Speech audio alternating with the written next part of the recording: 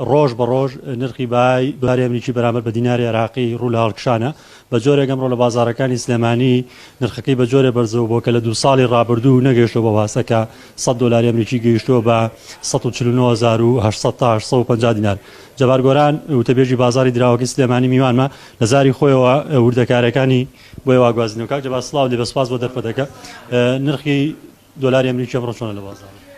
ئەمڕۆ لەگەڵکردنەوەی بازاری دراوی سلێمانی بە 149,500 تا 600 کرایەوە، بەڵام دیارە خواسی لەسەر دروست بووە. ئێستا 100 دلاری ئەمریکی لە بەرامبەر 149,800 تا 850 تقریبا مامەڵەی پێوە کرێت. ڕۆژ بە ڕۆژ ئەم نرخانە ڕوو لە هەڵکشانە بۆنە لە هەفتەی پێشوو 149,400 دینار وێسا بووە بە 800 تا 900 دینار. هۆکاری بەرزبوونەوەکان دیارە هۆکارە سەرەکیەکە تەنها بانکی مرکزی عێراقیە کە ئێستا خستنەڕووی دۆلار لەلایەن بانکی مرکزیەوە بۆ نیوە دابەزیوە. مانگی ڕابردوو ڕۆژانە نزیکەی 240 تا 250 میلیۆن دۆلاری عەرزە کرد، هەم بۆ حەواڵەش و هەم بۆ نەقدیش. بەڵام لە ئێستا داوە نزیکەی تقریبا دە ڕۆژێکە بێت خستنەڕووی دۆلار لەلایەن بانکی مرکزیەوە بە نیسبەیەکی یەک جار بەرچاو دابەزیوە. ئێستا هەر بۆ نمونە بانکی مرکزی تەنها ئەمڕۆ 129 میلیۆن دۆلاری فرۆشتووە، 108 میلیۆن دۆلاری بۆ حەواڵە، 20 میلیۆن و 950 هزار دۆلاریشی بۆ نەقدی بازارەکان کە بەڕاستی ئەمە ینی خواست و پاڵپشتی بازارەکان ینی وەکو پڵی سەپۆرت و پاڵپشتی بازارەکان ناکە.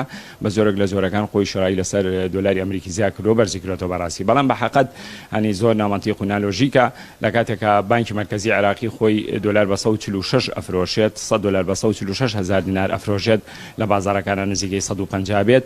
ئەو گاپە زۆرە لە نێوان نرخی فەرمی و نافەرمیە بەڕاستی زۆر نالۆژیکە. ئەم لەلایەک حکوومەتی عێراقی دەسەبا بۆ چاکسازی، بۆ نمونە باج لەسەر بڵین کارتی موبایلە بە بەڵام لە کاتێکە بەهای دینار لە بەرامبەر دۆلارە دا ئەبەزێنێ. بە حەقەت ئەمە هاوڵاتیان ڕوبەڕووی زەرور و زیانی زۆر ئەکاتەوە، ئاسی معیشی هاوڵاتیان زۆر بەڕاستی دا ئەبەزێنیت. نازانم هۆکارەکەی چییە بۆ بانکی مرکزی لە ئێستادا خستنەڕووی دۆلاری مانی بەڕاستی بە نیسبەیەکی یەکجار بەرچاو کەم کردوێتەوە کە ئێمە خۆمان ینی ئەزانین کە تەمویلی هەموو بازارەکان لەلایەن بانکی مرکزی و ئەکرێت پێویستە سەپۆرت و پاڵپشتی دیناری عێراقی لەلایەن بانکی مرکزیەوە لە 100% بکرێت. ینی بەو نیسبە بەرچاوە فرۆشتنی دۆلاری کەم کردوێتەوە. دیارە ئەوە بۆ جۆرەی کە ئیبینین دۆلاری لە بەرامبەر دینارە بە نیسبەیەکی یەکجار بەرچاو بەرز کردوێتەوە بەڕاستی.